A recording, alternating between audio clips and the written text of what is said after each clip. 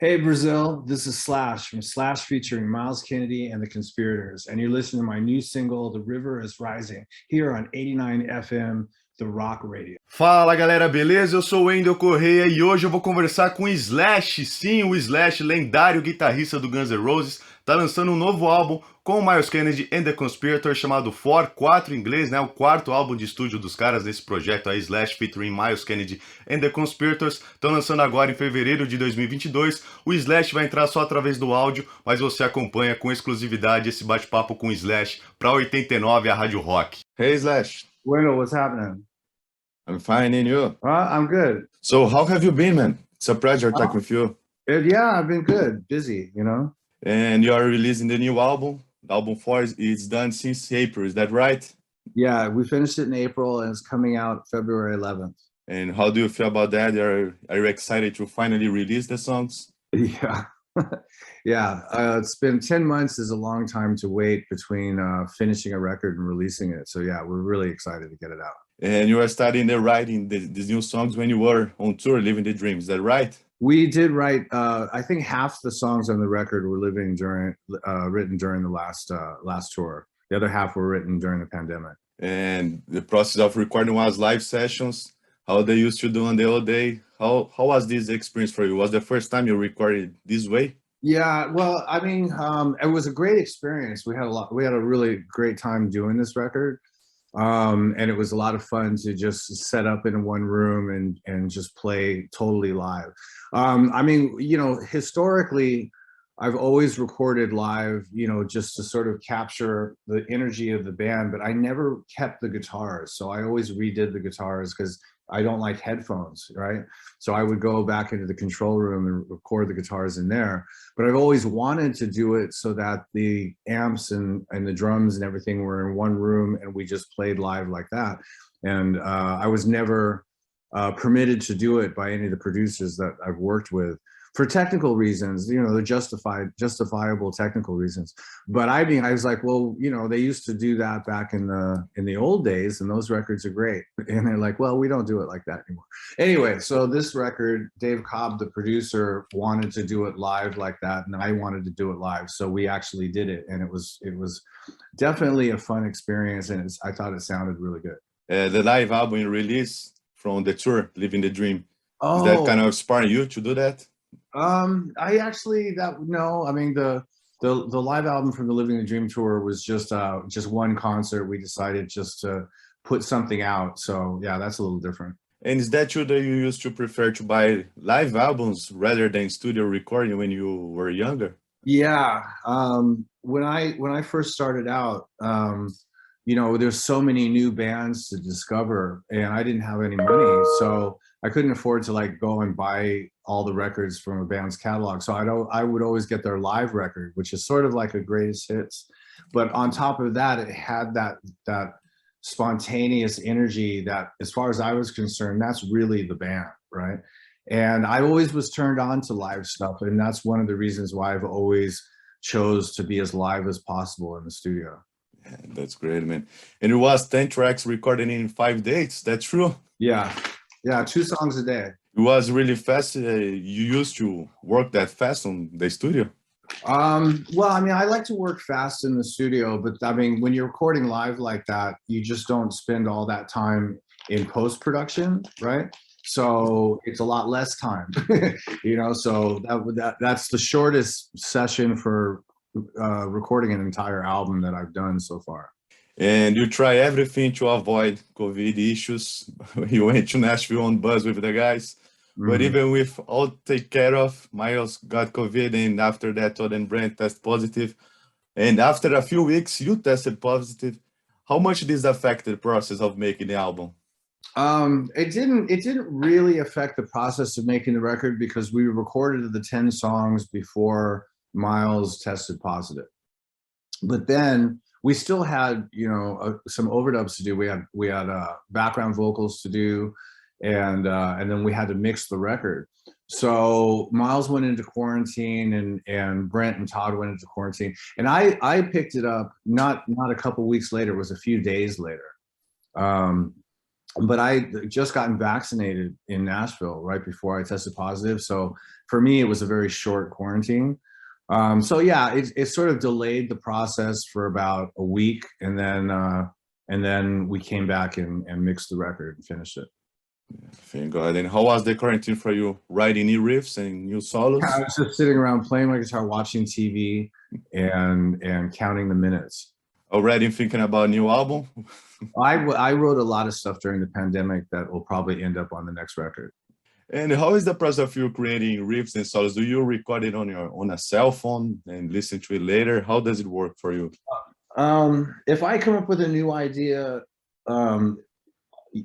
usually I'll record something into my phone, and then yeah, I just sort of stockpile all those ideas over the course. Usually it happens during the tour, so over the course of the tour I'll stockpile a bunch of ideas and then listen to it later. Yeah, but I always, you know, I most of the time I remember, you know, if I have a good riff, it'll stick with me.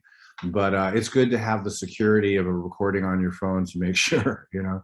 And which guitar do you most use to record the album for? Was the Gibson Les Paul standard?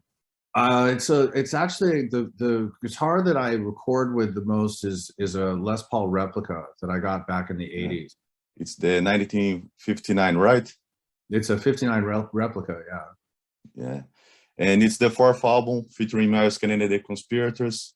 And I was reading some interviews of you. You choose the number to to represent the pandemic time as well. Is that right? Well, it was just everything, not just the pandemic, the politics, all the just catastrophe that was 2020.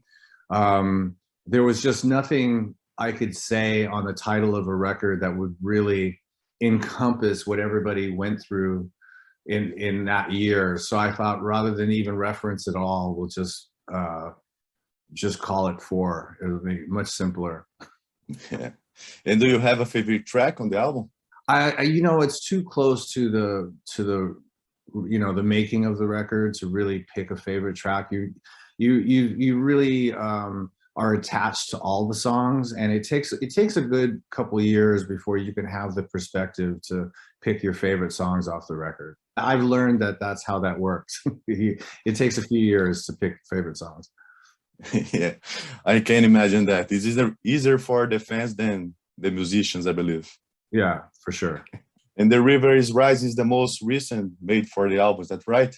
It's the most recent, the song that was most recently written? Yes. Yeah, well, I mean, Rivers Rising and also Call Off the Dogs, I think, was actually the most recent song that was written, but Rivers Rising is a close second. And why did you choose The River is Rising to be the opening track of the album?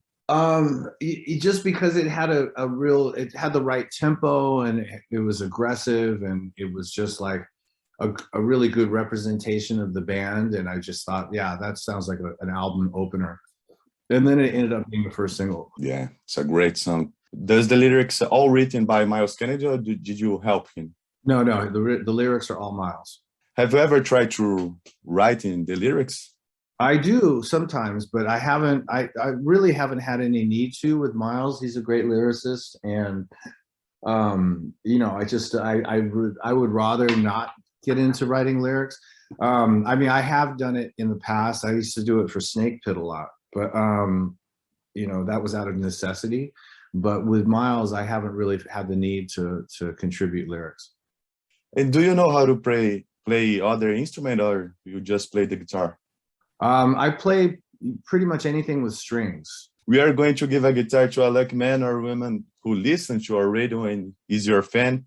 Could you leave a message to your fans who wants to win a guitar signed by you, please? Well, I mean, the best I can say, I guess, is good luck. You know, I hope that if you enter whatever this contest is, that you actually win.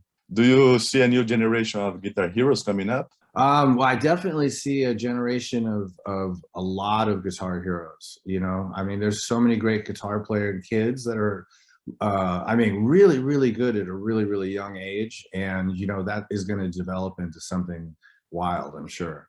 Any name of a new guitar hero coming up? Well, I mean, you know, I as far as the kids are concerned, I couldn't think of any real names. I don't know any of them, but they're out there because I see them on YouTube and I see them on Instagram and whatnot.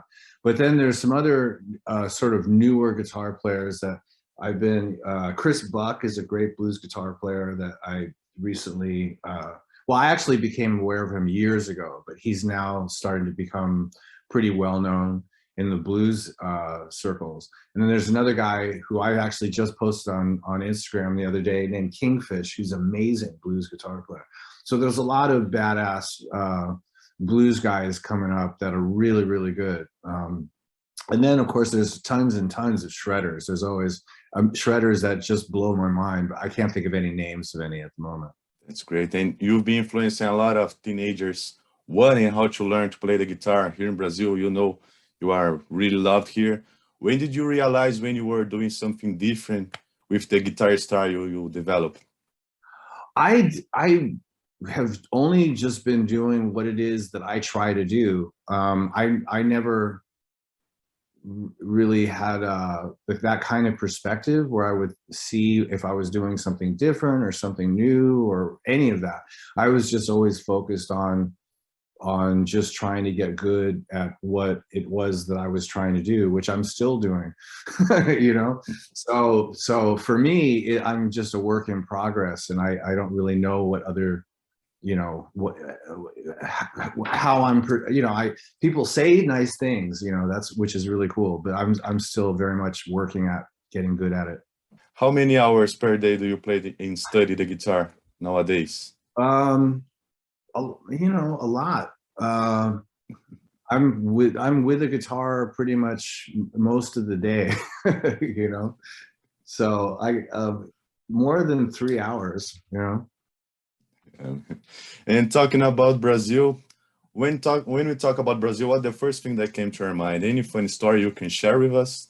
Oh, I mean, I you know, like my very first experience in Brazil was so surreal and so amazing. And so whenever I think of Brazil, I automatically go to those first trips because it was so exciting.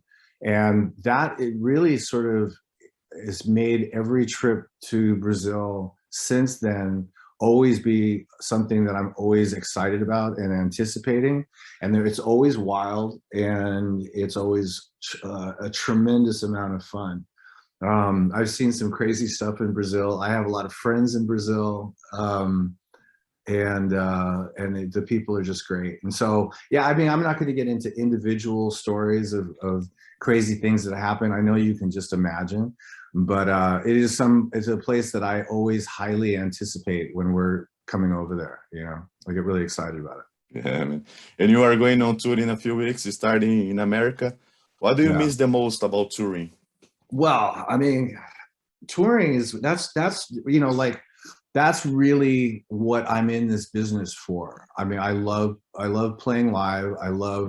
It's great as a guitar player. The most fun I have playing guitar is when I'm doing concerts. That's when I get the most experience out of playing my guitar. I mean, I can sit at home and practice, but it doesn't really, practicing is when you go out and play live every single night, because you have to improvise all the time and you're playing by the seat of your pants. So it's a way better education as a guitar player is to go out there and play in front of people live than it is to be sitting at home practicing scales. So I love touring for two reasons. I love playing in front of an audience. I love being able to play my guitar live. So not being able to tour was really, really frustrating. And, you know, so that's basically it. Wish I had more time with you. I really appreciate it. Nice talk with you. Yeah. And hope to see you in Brazil again soon. We'll see you in September. Yeah. Not this band, but Guns N' Roses will see you in September. And this band will be 2023, beginning of 2023. Oh, that's All right. great. Cool. Thank you very much, man. Appreciate it.